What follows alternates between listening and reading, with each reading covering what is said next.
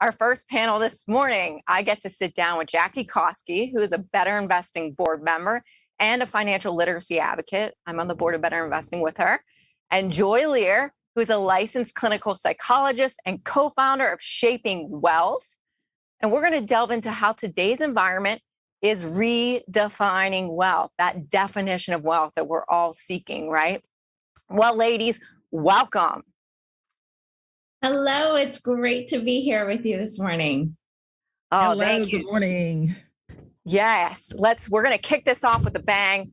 How are we going to redefine wealth? Well, to get started, I want to look at that poll question that I had the audience answer right at the start here while I was blabbing on. I gave you a lot of numbers and statistics and things to think about. But the question that they were pondering is, what word do you associate with wealth? And the choice, just so you know, they had the choice of freedom, money, power, and time.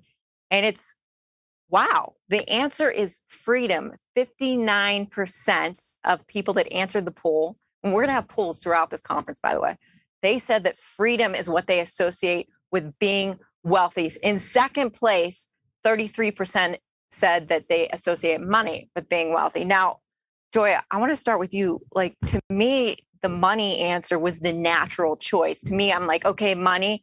And then what flows from that is the other things, which is freedom, power, and time. And so I'm kind of surprised by this answer. My head goes to money because I'm like, okay, as a society, our values, our norms relate back to that. We've also found in surveys that 75% of people think that being wealthy is really important. So I just associate that with money. Are you surprised by this freedom response?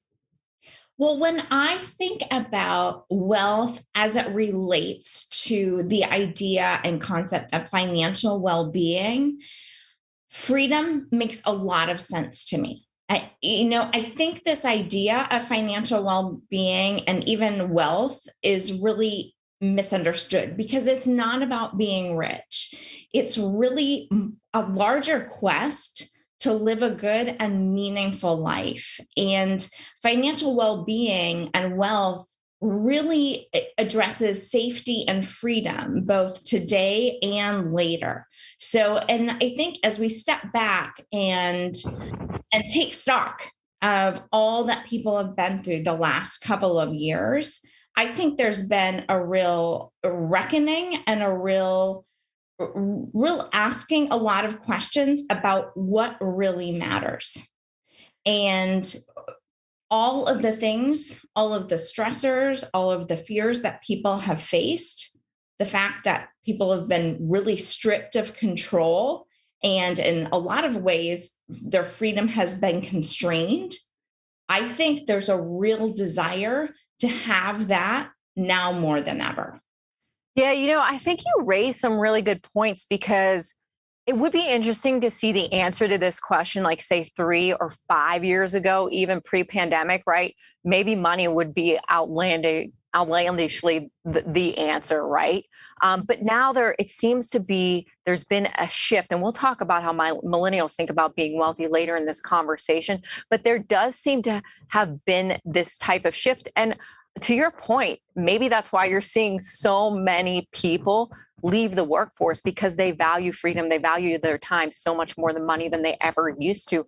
Jackie, I want to bring you in here too, because you retired at the age of 40 as a millionaire. How do you view wealth? What would your answer have been? Of course, there's no wrong answer here. I want to put that out there first and foremost. But how would you view the answers here? Well, Lindsey, I can tell you, I was so encouraged by seeing freedom as the top answer versus money, because that's really what I discovered. I mean, when I was young, I grew up in poverty. So I just wanted to be rich. I thought that was money because it was so far away from me. But as I started doing the right things and moving towards what I thought was, being rich and becoming a millionaire, I started to see it wasn't just the money. It was like, I always kind of saw money as an obstacle for me growing up. So being able to remove that obstacle, to be able to free up my time, to be free to do what I want, to construct my own day. So I just think I think it's such a huge thing that more and more people are thinking of, being wealthy as freedom and not just connecting it to money. Sure, you need to get your certain threshold with money so that it's not prohibiting you for doing what you want. But once you move that out of the way, you're free. You're free to do whatever you want. So that's how I was kind of seeing it. Once I had the dollars figured out, the nuts and bolts, then I started thinking about, well, what do I want to do with that time now that I don't have to depend on the paycheck or depend on the money? So that's kind of how I saw it. Yeah. And Jackie, you make up with this really good point because let's be real, you need money to live. Okay. So you can't just, say, I'm gonna be free, I'm going to be wealthy. You still need money to live for your everyday needs and goods. Now, the definition of your lifestyle and things like that can change the amount of money you need to reach that level of wealth or freedom that you desire.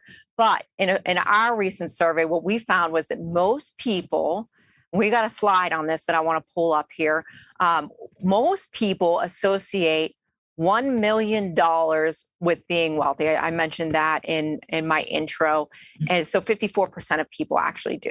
Now, the problem with that, it's a nice, shiny, big, fat, round number, right? But here's the problem, guys, is that only about 12% of American households have a net worth of $1 million. That's 8 times higher than the median average household net worth. So, Jackie, back to you. I want to know, are we setting ourselves up for failure with that number in our head? I don't think we're setting ourselves up for failure because I think that you have to have some goal. And what happens if you don't make that goal? Okay, you came close to it or you were moving in that direction. So I give anyone credit for having a lofty goal. Now, the 1 million may not be your number, but I feel like the closer you get to things, the more details you start to look at. So is $1 million your number? You might say, I only live off of, $30,000-$40,000 a year. So I don't know if I needed $1 million. Or you might say, you know what, I live a lavish lifestyle. I need way more than that. So I think that it's important to kind of to know that getting to that $1 million number is still important, but how you view it matters. And the closer you get to it, the more details you would want to look at and craft it for you as an individual to the way that makes sense for you. Joy, do you find it valuable to have at least a threshold, whether it be $1 million or more or less? Do you think that's valuable for individuals as they're planning their future and what it means to be wealthy to them? I think what is far more important than a number, and numbers can be really arbitrary, is looking at what do you have versus what are you expending? Because it does not matter if you are making $1 million, $2 million, $5 million, if your lifestyle is always just a little bit or far exceeding what you have. The stress and anxiety that causes is going to create a lot of problems. Really, this speaks, I think, to the issue of contentment. It's when our needs and desires, when those can be under the threshold of what someone has, they are going to be much more likely to have that sense of contentment, not that insatiable need for more. Because are you really wealthy if you are making $1 million a year, but you are in debt, you are financially stressed out of your mind, you're looking around at everyone around you thinking, well, they have a nicer car than me, but they're going on a fancier vacation. I think all of those things can really, really impact someone psychologically, emotionally. That can have a negative impact on relationships. So as we are talking and thinking about wealth, we need to really be opening up the way we are looking at this to go far beyond numbers. Yeah, I think you're onto something there. I want to continue with that thought, but before I do that, I want to open it up to the audience for another poll question, which we have. And so you got to go to ally.com/live poll to answer the question. But the question is, do you believe you will be wealthy in your lifetime? Yes or no? I'm going to give that a little bit of time for people to answer the question, and we'll see what we come up with. But what you were leaning towards there, Joy, is a topic that really is relevant in this day and age. Is perception is everything, right? Especially with the proliferation of social media, you can see what other people, what you think, or what people are showing you that they're doing, which is usually like the best part of their lives, right? So the question is how does perception play a role in you feeling content, or you feeling wealthy, or you feeling like you're on track to be wealthy? I think it is huge, because one of the problems with social media is everyone is comparing their private lives, so all of the messiness, to other people's public lives. They're edited, curated highlight reels. And I think that leads to a lot of dissatisfaction. It leads to a lot of pressure. And then people are funding what they believe they should have, or they think they are entitled to have, or believe it is possible, because they are looking around and thinking, well, that's what everyone else is doing, so that must be what is expected of me. That must be what is just natural given who I am. And I think we can look at the filtered, smiling faces, and we don't see the private pain that's going on behind that. I tell people, just about everyone you meet is living a story you know nothing about. So when you are comparing your life situation to someone else, you need to hold that in mind. And I think sometimes when we are looking at other people, and maybe we're thinking they have achieved a certain level of success or affluence due to success in their business, whatever it may be. I think another thing that is problematic is people compare themselves to different stages. If someone has achieved a lot of success in their business or their life, what we haven't seen are the years of all of the hard work, the really unglamorous, unsexy things that have led up to their getting to where they are. And again, when there is that side-to-side comparison, that can lead to a lot of dissatisfaction. Yeah, I think you're right. I mean, the road to success, as they say, is not a straight line up, right? It gets a little messy in the middle and along the way there. And it takes time. It sure does. It takes a lot of time. And so people do need to understand that. I think, Jackie, I'm looking at the response to this question. Do you believe you'll be wealthy in your lifetime? 89% of our viewers, or 83, excuse me, just dropped slightly. 83% say, yes, I'm going to be wealthy at some point in my life. We actually did in our proprietary studies, we did the same survey, and granted, this spanned generations. I'm assuming our target audience here is a little closer to the millennial Gen Z generation, given who our target audience usually is. So they're seeming pretty hopeful here. But in our survey, only 40% of folks, so just under 40% of folks, thought they'd be wealthy in their lifetime. So what are you thinking when you see this number? 83% of people feel that are viewing this today feel they're going to be wealthy in their lifetime. That's pretty optimistic, right? Yay. I was so happy to see this. So kudos to our audience. That's a huge number. And, me personally, it would depend on where I was in my life. Growing up in poverty, no, I never thought I could be wealthy. Even when I was in, college and just starting out, wealth was not something that I ever thought was achievable. And now you've got, numbers that say, at least this poll says that, most people do believe that they could become wealthy within their lifetime.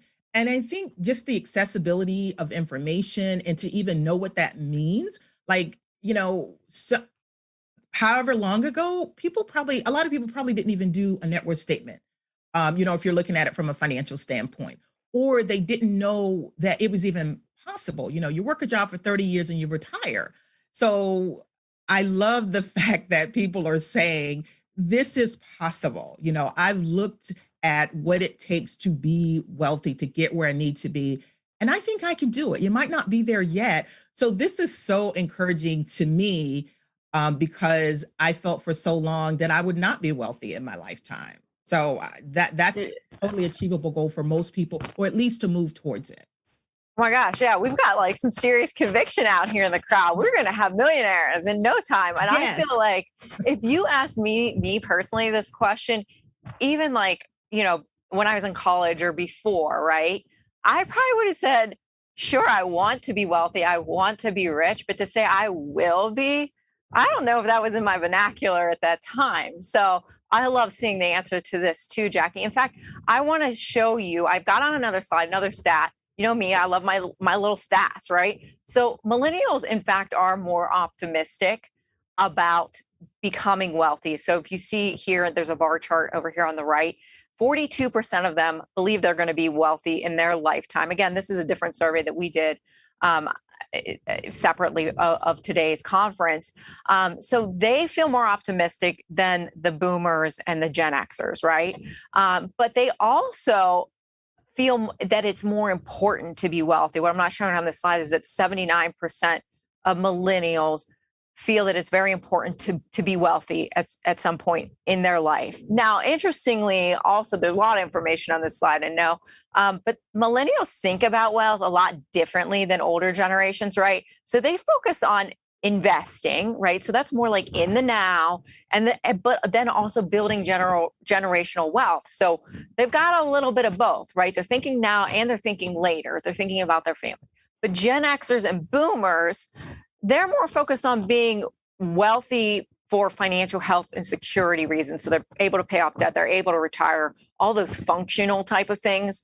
But then also personal freedom. So they, like we talked about earlier, so that they have the free time to do what they want, and they're in control of their own lives, I guess you could say. So Joy, I know you talked to a lot of different people. Millennials being more optimistic about the potential to be wealthy. I want to get your perspective on it, because all I ever read, all I ever hear in the media, and technically I'm a millennial. I'm not one of those old millennials, but I'm a millennial. Okay. And, all I hear about millennials is, oh, poor millennials. They graduated into the great financial crisis. They couldn't get jobs. Once they did get jobs, they got no pay raises for the last decade, right? Oh no, then we hit the pandemic-led recession, which they got hit pretty hard, right? And now they're coming of age. They want to buy homes, and you've got U.S. homes crossing the median home price crossed 400,000 most recently for the first time ever. So how are these people, how's this cohort feeling more optimistic? What do you think? I think sometimes when we are faced with challenge and adversity, we have a choice about how we are going to respond. Are we going to become a victim of our circumstances, or are we going to step back and say, okay, how do I learn from this? How do I grow from this? How do I carve out opportunity in this? And I think when we think about millennials, and I will just say, I really don't like a lot of the ways that we make broad sweeping statements about groups of people based on when their birthday is. I don't think that serves anyone.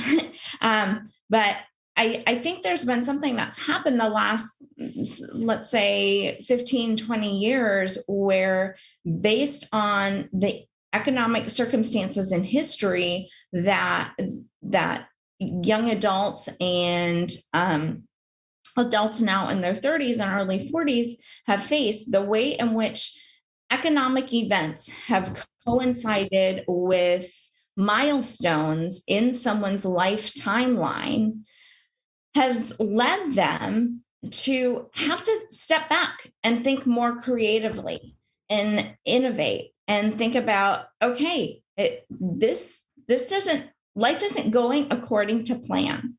So how do I start to create my own path? And I'm so heartened to, going back to that poll, so heartened to see that number about people really being connected to confidence that this is a possibility for me. I'm going to pursue this as my goal. The stories we tell ourselves are the most powerful stories we will ever listen to. And we really have to be careful how we create self-fulfilling prophecies, either positive or negative, because the things we say to ourselves are going to subtly impact the way we're feeling. And then our feelings have a knock-on impact about what we have the energy and motivation and are choosing to do. And then those actions over and over are going to compound and send us in a certain direction. So as we think about our mindset with money and wealth, I think we really have to step back and be cognizant about the way we are framing it in our mind and the narrative that we are buying into. Is that in some ways, is that creating our own ceiling, or is that helping us shatter that? Yeah, I mean, like self-talk, how important is that? I mean, it is just so critical to who we become and what we do in life, right? And to your point, okay, so millennials, it's a good thing. They're more confident, they're more creative, right? Jackie, I want to talk to you because you have a daughter that is, coming of age, and, you have a lot of conversations about money with her. Before I do that, though, I do want to remind, I didn't get to say at the top of this session that we're going to take live questions in the last 10 minutes or so of this session. So be sure, if you're in YouTube, write them in that chat box over on the right. If you're on LinkedIn, if you're on Twitter, if you're on Instagram or Facebook, feel free to write them in the content or in the comment box. And we're going to get to as many questions as we can at the end, because I know these two ladies have a lot of wisdom that you guys probably want to pick their brains on. But Jackie, talk to me about your daughter and how she views wealth, and how that her mindset may have changed over the last several years. Yeah. Well, me and my daughter, we have a lot of conversations about money and wealth and our generational difference, right? So I was happy that she was able to be in a household where it was okay to talk about money. So we've had the money conversations and it's not taboo. Now for her, she's done with college now. So she's starting her adult life, and she is excited about investing. And she even, she just bought her first home, and she teaches me things about money because she's willing to dig for answers and using the technology. She was born in the technology generation. And, that's how I kind of think of millennials. For most of them, their entire life, they've had access to look up anything they want to Google anything they want to. And I think that has served her well, and served me too as a mom, because she's got these new things that she comes up with. And she's like, Mom, did you know about this? Did you know about that? And a lot of times I'm like, no, tell me about it. So I can see like the glee in her eye when she's learning about things, and the fact that she will go dig and figure out how to do certain things that's going to benefit her. And I think the other big thing is that working a regular job, for, 10, 20 years, and then we retire, even, 30, 40 years for a lot of people, that was kind of the way to accumulate your wealth. Her generation, and kind of having a front row seat to what she's doing, she's not afraid to be an entrepreneur, self-employed, works from home, knows that she needs multiple streams of income, knows how to invest, knows how her money grows, knows about compound growth, all of these things. It's like, if I had that when I was in college or when I was her age, maybe I'd be further along. So I just love the fact that she is curious. She is finding ways to live her life on her terms. It doesn't look like mine because things were very different during my generation. So it's kind of interesting how the outside influences, things like technology and access, really makes a difference on someone believing and knowing how to find the answers to, becoming wealth and making a great life for themselves. So yeah, we have a lot of interesting conversations about money. Well, that's great. And that's what it's all about. I do think the conversation about money and wealth and everything is starting to become more mainstream. People are feeling more comfortable talking about it. And so I think that's a huge step in the right direction. And part of it, like you said, is probably has to do with technology, right? And the day and age that we currently live in. But you mentioned investing. And so as many surveys as I look at, people they'll talk about how important it is. I gotta be rich, I gotta be wealthy, I gotta have money to live my life, whatever it is. But a lot of those same surveys, people are not very quick to call out investing as a way to get to being wealthy. So is that a major mistake? I mean, I think I know your answer, but I just want to hear what you have to say. Well, I think the mistake comes in actually when we are actually investing and don't even realize it or consider it investing. So for most people, they start investing through their employer, and it might be a 401k, or if you're in the military, maybe a TSP, a thrift savings plan. So when we do that, I've talked to so many people about investing, and when they say they want to learn how to invest, and I'll say, well, do you have a 401k at work? And they'll say yes, but they don't think they're investing. So it's to be able to connect a lot of the things that they're already doing to investing. If your money just sat in your account and it's not invested, it's not going to grow like it needs to. So I always love to point out that you're probably doing some things right already. So I think the mistake is when people are not recognizing that, this is investing, even when you're investing in a 401k, or it looks like the money is far away. I know when I first started investing with my company, I never saw it as investing, in my 401k. It just felt like it was so far away. It was for retirement, 20, 30 years, 40 years from now. And so that's the piece that I think sometimes will get missed, that you may already be investing. And if you want to take it to another level, you can, but there's so many different ways to invest. And it's important to recognize the things that you're probably already doing. For the people that are in real estate, if you're buying a condo and you're deciding to rent it out, that's a great investment right there. So yeah, it's just, to me, kind of how we characterize things. And I don't know if that was sort of the mindset as people were doing that survey, but most people are doing some type of investing, and maybe we need to talk about it more so that they realize that you've already started, and maybe connect it to what they want to do next in terms of investing. Yeah, I think investing, it's almost like it's got a negative connotation to it in a way. It's the word investing is associated with Wall Street, and those are bad, evil people. And even sometimes, billionaires, millionaires, they get a bad rap too, even though we all kind of want to be a millionaire at the end of the day, right? If that $1 million number is really our key threshold or goal or something that we're trying to achieve, it's become being wealthy and having money, even though we want to get there, it's kind of like a negative thing once you get there. Joy, what's your take on that? Is it just do people you talk about investing? I know money must come up in the conversations you're having with your clients all the time, right? Do they think of investing as a way to solve potentially their money problems? So I think one thing I want to speak to that you just brought up that is so important is the fact that, yes, I talk with people about their money a lot.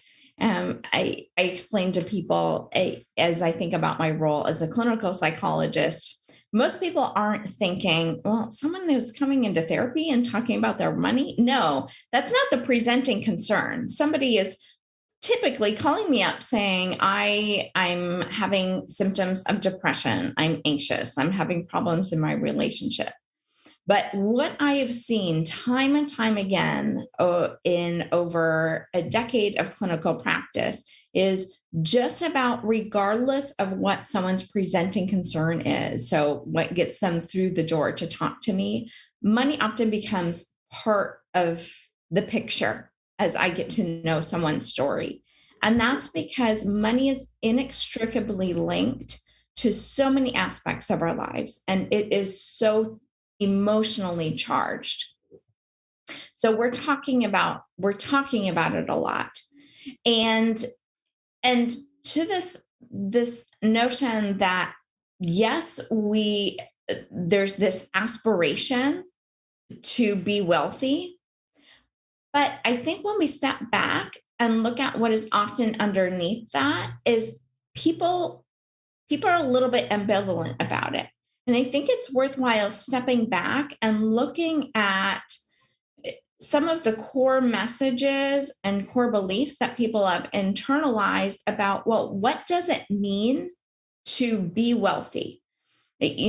What are people's attitudes toward wealth? And those, we are subtly influenced throughout our lives in the movies we watch, the messages we received in the homes we grew up in.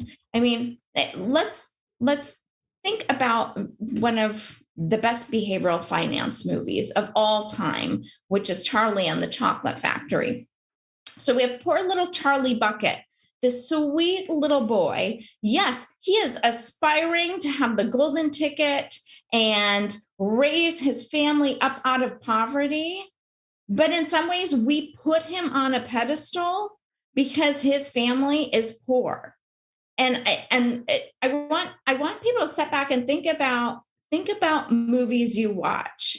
What light are affluent, wealthy people cast in? I think a lot of times it is negative. They can be the villain, they can be the Scrooge, whatever it is. They are greedy.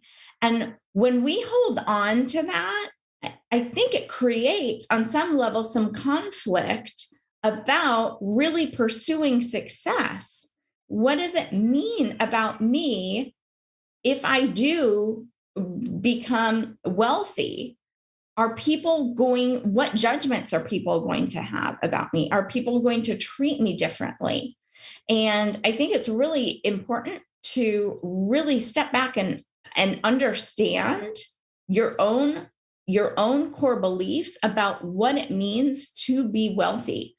Because if that isn't understood, and in some ways you villainize what it is to be wealthy and you associate it with greed or unfairness, then your ability to allow yourself to take the steps you need to achieve that in your own life are likely going to be hampered.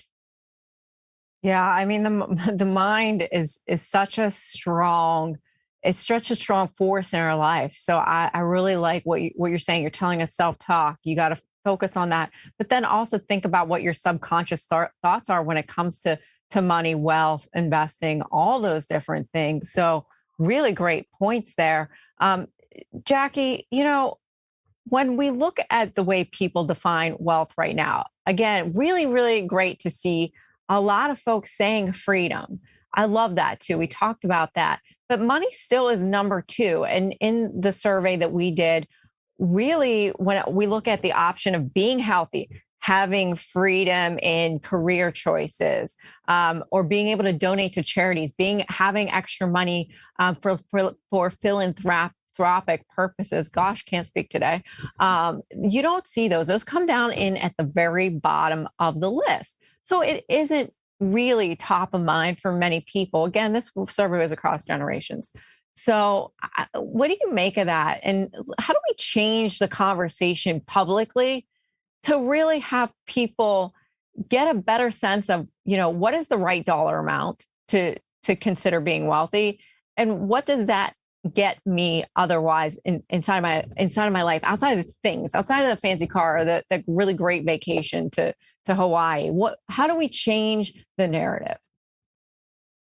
I think that's such a personalized thing, like Joy was talking about, and it totally resonated with me. And I want to make the connection between like that mental and psychological part and the money part. It's like those two really have to be married, because what makes you feel good and wealthy is different than what I think, makes me wealthy. Now, if you go back to the freedom, the fact that, most people in our audience today are saying that freedom is the most important thing. So what is that number that will give you that freedom? And what does freedom mean? For a lot of people, it means I don't have to go to work every day. I don't have to depend on a paycheck. I can live off of my passive income, and I can work on my passion projects and do what I want to do. So if you start there, you start kind of with the why first, you can start constructing things around that to say, okay, how much money do I need or assets do I need to be able to live off of that and be comfortable and happy and not have the freedom that I desire? What is that number? And you start looking, okay, what do I live off of? For some people that's 40,000, or it might be 80,000 or 150, whatever that number is. That's the number that you need to make sure that you're able to generate from, your investments and not depend on the paycheck. For me, that was so huge. And so, and for me personally, I needed to have a little bit more than the average person. Like, I'm part of the FIRE community, Financial Independence, Retire Early. And the number is 25 times your expenses.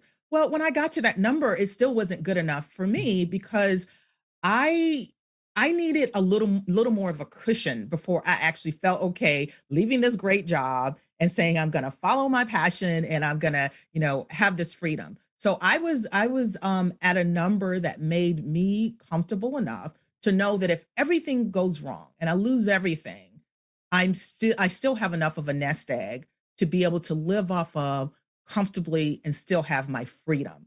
So it starts kind of with, like Joy was saying, the mental part, the psychology, what makes me feel good, what puts me in a position of power where I know I'm going to be okay.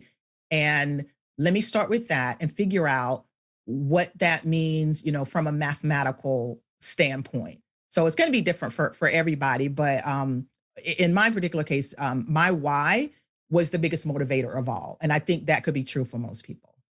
Well, I think a lot of people struggle with, okay, what is the number? Just like you Right. said, and the FIRE, that rule of thumb, what is it? It's 22 times your expenses. What you said, 25. 25 times your expenses. And so I think that's really important, because that's where people just get bogged down in the weeds. Like, Joy, you probably see this a lot. People are like, okay, I know I need a lot of money to retire early, and they just arbitrarily Right. pick that $1 million, right? But like, what's some advice you can give to people about how do I really come up with that number? Where do I start? How do I clear all this noise in my head about all the things I need or want to get started on figuring out how to get to where I need to be? So coming up with that. Oh, I'm sorry. That was for Joy. Sure, but you can chime in after, Joy. Okay. I think this is sometimes where it is so beneficial to be working with a third party. I think in all aspects of our life, working with someone outside of ourselves who can help us plan, help us be accountable, and help us see our blind spots can really help us up level in all spheres.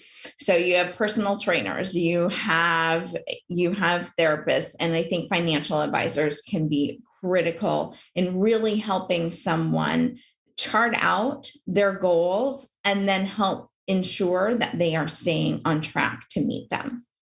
At the end of the day, when we are thinking about wealth, at Shaping Wealth, we talk a lot about this concept of funded contentment. And really, that is underwriting a meaningful life. And what a meaningful life is different for everybody. So, really stepping back and asking, what are my values? What really matters to me? What do I want to be able to do?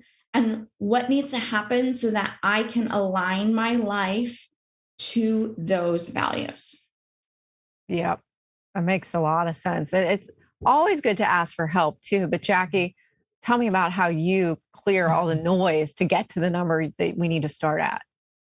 Yeah, well, I really appreciated that question because, when I was just realizing, okay, I think I can move towards, getting to what I believe is wealthy, but I need numbers. So I love to, read blogs, follow people that were writing about personal finance that were very transparent with their numbers. That was important to me, right? Even though, the emotional side is very important, the behavioral side, I needed the numbers because how am I going to move towards it? I needed just something more concrete. So, so I do like to talk about the numbers aspect as well. And so that 25 times your expenses, that will get you to a big enough nest egg where you should be able to live off for the rest of your life, just taking off a certain percentage. Now there's that Trinity study, the 4% rule. That may not be, the number. Okay. It's you could start with the 4%, but you may end up with 3%. And if you're retiring super young, then you may have other income coming in. So, but the whole idea of the 25 times expenses was very simplistic. So I spent about $40,000 a year. And again, this is my expenses, not my income or my salary. So $40,000 a year in expenses, I would multiply that times 25, and that came to about $1 million. So that's a great starting point. But then you will have to bring in other things like, okay, am I going to be still getting some kind of income from somewhere? Am I writing a blog, or am I doing other things? Do I own real estate where I have income coming from that? So that's going to be a start to say, okay, this is the number I'm going to start with, and I'm just going to, design this number to the way it needs to be for me. So many people that I talk to, they do want some hard numbers because just talking about everything, just broad base, oh, it depends, which is true, but they got to start somewhere. And a lot of the people that I was reading about, or maybe looking at their numbers, their situation was different from mine. Maybe they had a two-parent, or maybe they were two high income earners. Well, I'm not. I'm a single mom, and I made less than $100,000 a year. So I had to adjust and refine my numbers so that it fit into the context of what my life was like. But if you have a starting point, that's something that can really help, and everything can't be just so general that you can't start hitting the numbers. Yeah, no, that's really good info. Before we get to Q&A, because we have about 10 minutes left and there's a handful of questions I definitely want to ask you guys from the audience. And remember, if you still have time to submit your questions into the chat box or into the comments section, wherever it is that you're watching us. But before we get to that, for both of you, Jackie, you mentioned, financial blogs and books and things like that you had to read to kind of help you get where you're at. Is there any you would recommend for this audience to really help them think about getting smarter about wealth, about money, investing? Yeah, probably one of the first things I would say is make sure you recognize the platform in which you love to learn, where information is easily digestible for you, whether that's video, audio, or written work, books, or a blog. For me, I just found a blog that I just really connected with. You will do the same thing, but it was Mad Scientist. He's a guy in the fire community. I just like the way that he wrote. So I would say try different voices, right? And see which ones work the best for you. There's another podcast called Journey to Launch that I thought was very good in presenting different perspectives and talking about the numbers, and having, sort of banishing that taboo of talking about money. And I like that it focused on people where they were. So those are just a couple that really resonated with me, but I would just challenge everyone. There's a lot of information, a lot of content out there. Think about what you're most interested in, and find a voice that speaks to you, that's going to get you excited about learning about money. That was the main thing. Give me somebody that's going to excite me, that's going to interest me, because then I'll stick with it. Oh yeah, totally. And what about you, Joy? Any books or blogs or anything you'd recommend for helping people get their mind right about thinking about money and wealth? Absolutely. So I have 4 go-to books that I would highly recommend for anyone. One is written by my good friend Brian Portnoy, Geometry of Wealth, really exploring just this idea of a meaningful life and how that relates to your money. The Psychology of Money by Morgan Housel. There's a reason why that has been a bestseller all around the world. Phenomenal read.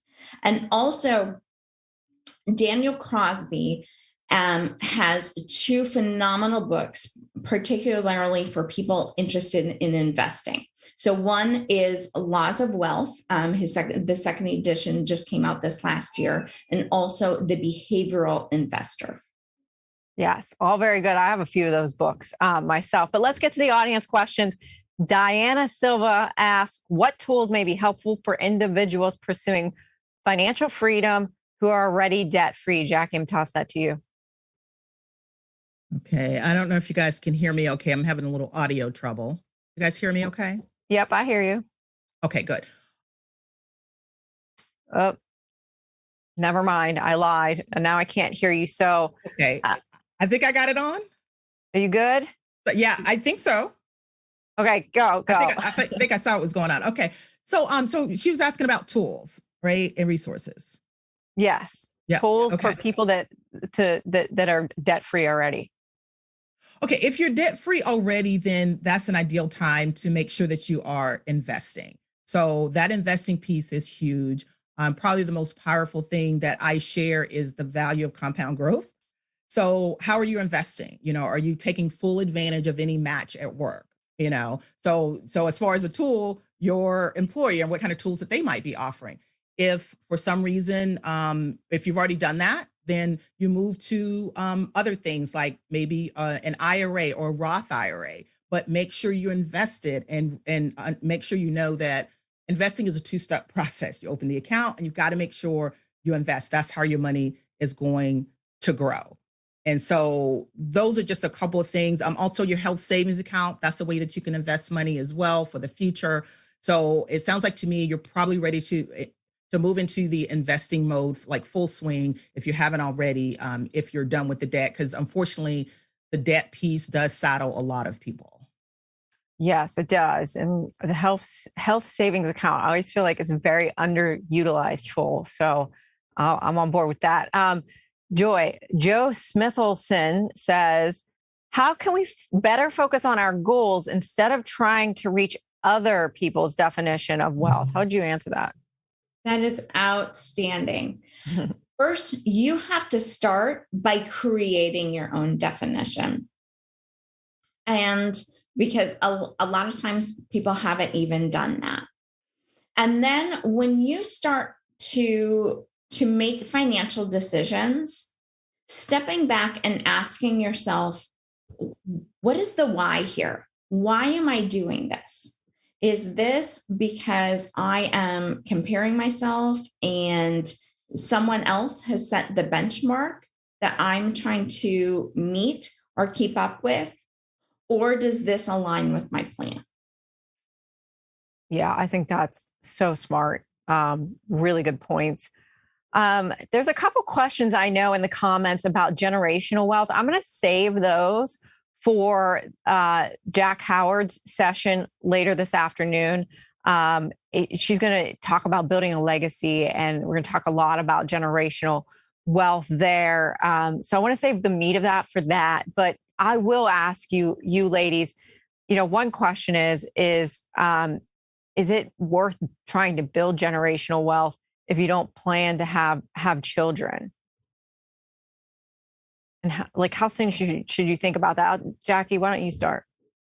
Sure, because I do have a kid, and I was always straddling between spoiling her and making sure that she had a better life than I did, right?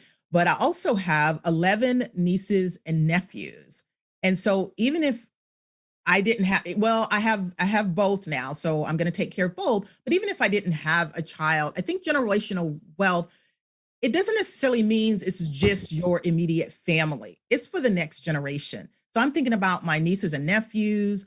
I'm thinking about other people that may have grown up disadvantaged like I did when I was young and, in high school and in college. So I'm thinking about an entire people that I would like to make better. And that could come by way of, leaving my legacy to a certain charity that might focus on financial literacy and education.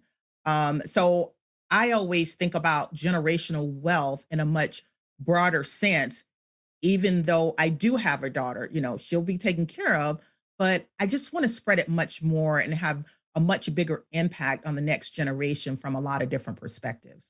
Yeah, I think that aligns with everything that we've talked about in this panel is really understanding your why, being clear and concise about what you're trying to do with your money. So your definition of generational wealth might be different than somebody else's. Your definition of wealth, period, might be different than someone else's.